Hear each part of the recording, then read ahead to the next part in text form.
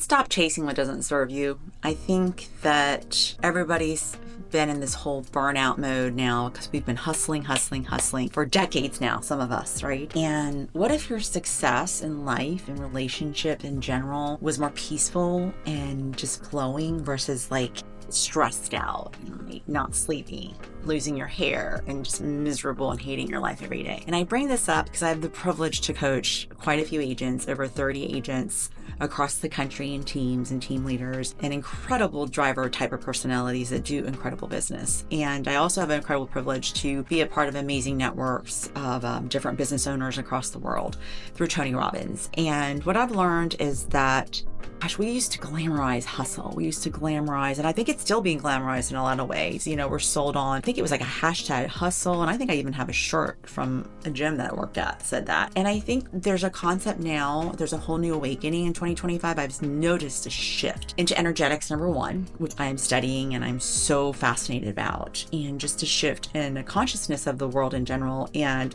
what if success wasn't about that, but it was about what winning looks like is different for each person, and celebrating the uniqueness of winning for each people. Because if you ask someone what abundance is for them, it's different than another person. And when you think about abundance for you, what do you think about? It's a question, genuinely, right? And I don't think real happiness is a title. I notice a lot of people that have been striving for that, you know, MBA or the letters by their name or the special title, the CEOs, the VPs, the presidents, running companies and doing stuff. And I can't say they look any happier than my people who may have successful careers and do things, but have full lives of traveling with their family, time off, being with their grandkids, doing hobbies, playing golf, pickleball, whatever have you, and being amongst the world of the living is what I would say. And life is meant to be lived, not to work every day in and out. And I'm saying this out loud to myself too, because I'm also someone that has felt guilty to constantly working around the clock. And it's such an easy thing to do. It's I call it like a very intoxicating drug to get that feeling of success, right? And money is a tool, and money is energy, and money does allow things to come easy for you. It pays for life, it pays for schools, it pays for lifestyle, it pays to open doors, right? And I'm not going to deny that one bit. And I don't think there's anything wrong with money, and there's nothing wrong with abundance and being successful and winning. But I think when everything is wrapped around only for that, and if your only focus is that and everything else goes on the wayside, I think it can be very dangerous. And I speak this out of my own journey and seeing it happen in my own life. And I honestly believe that's probably why I got sick, was because I was working so hard all the time. I think it's really important also to look, if real happiness isn't a title, it's about peace, purpose, and love. And time is amazing. There's books about like how you get your time back and how you leverage time, and planners. And I'm a whole big time blocker person. But people that have the freedom to do what they want, when they want, as many times as they want, with who they want, isn't that the biggest flex of all? Isn't that what all of this is for? However, we'll keep working, and we'll keep saying one day I will be able to do that. How do you know? Plenty of people are having heart attacks, getting sick, getting into car accidents, whatever have you. Not to be morbid, but it's the truth. And I think it's one of those things you have to think about, like, what does that mean to you?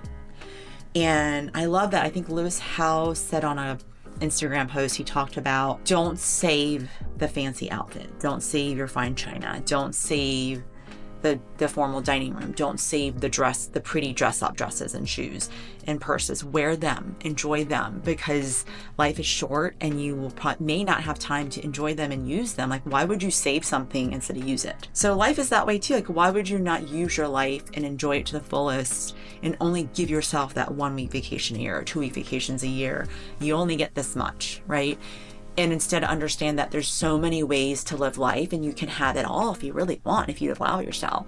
Because I think sometimes we limit ourselves on what we get because of our own block and our own unwillingness to know how abundant everything really is in the world. So think about that for you. If you had to write down your definition of success and what abundance means to you, do it. I'm challenging you. Write it in my comments below. I'm super curious. DM me if you want, because I think it's really important. I'm curious to see all the different types of people and what they consider abundance, because abundance is different for each person. Some people, it's about maybe they've been trying to have a child for 10 years and finally when they have a child, they're abundant. They finally got to have legacy, have a child in their life. It's about also understanding for what season of life you're in now. So if you go back and look at your goals that you wrote maybe 5-10 years ago, I would almost question if they're anywhere near the goals that you have today. If so, then I would really question it, because very few people have not changed in 10 years. That's a whole nother decade. That's a whole nother lifetime. Like 10 years ago, I was 39. I was in the business already, and my little ones, Rain wasn't even here. The youngest one wasn't alive yet. And my youngest were very young. One was in kindergarten, one was in like second grade or something like that. We were younger in marriage. Like our life was just so different. And all the things that I was dealing with then have nothing. I can't even recognize who I am today compared to 10 years ago. That was just 10 years ago. So can you imagine in like 15 and 20 years or another 10 years from now, like when I'm going to be 59, what my life will be like? I think it's going to be fantastic, and I'm so excited to see what it will bring. But I think you have to allow yourself to see yourself make changes and be like, hey, that's not important to me anymore. It once was. Now this is important to me, and be okay and give yourself permission to have that. And that's about what redefining success in a burnout culture is, because so many people are burned out and just like tired. They're doom scrolling. They're online on social media, just like kind of going through things or looking at everyone else's supposed perfect life and saying, what's wrong with mine? And remember, everyone only shows their highlight reel. They don't show the ugly to dark, the hard, just like the overnight success. You don't see the hundreds of hours they put in, years and years and time and sacrifice to get to where they are. I don't even think there's a percentage of no one that has gone through any difficulty in any type of business.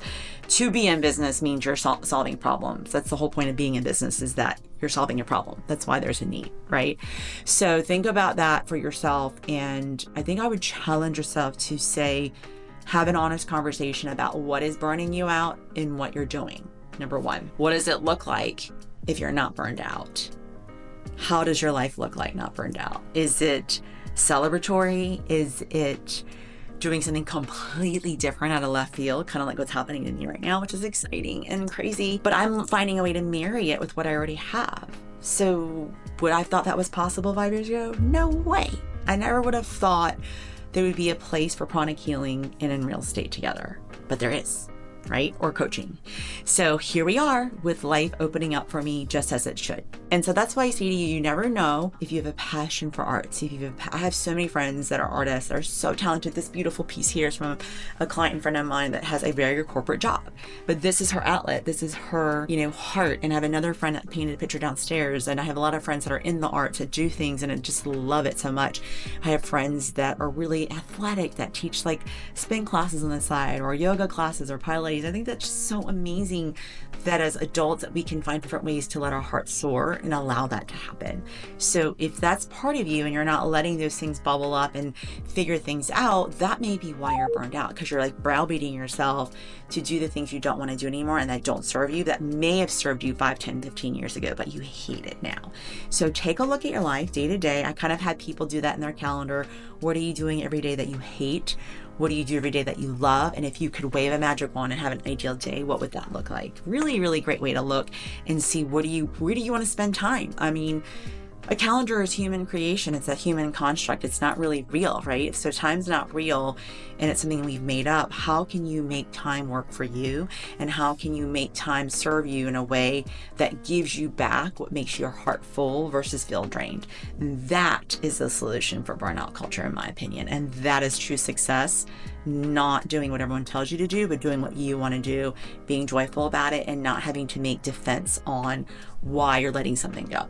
It's no one's business. If something doesn't align with you anymore, you need to let it go, because you forcing it and you pushing is not going to make it any more aligned for you. And acknowledging sooner than later, this is not who I am anymore. I am this version of myself now, and I don't want that. guess what? It's okay. There's many of us doing it. So I'm cheering you on. Comment below what that may be for you. I'd love to see and hear about it. And feel free to DM me if you want to schedule a consult. Love to talk to you soon. Until next time, stay empowered.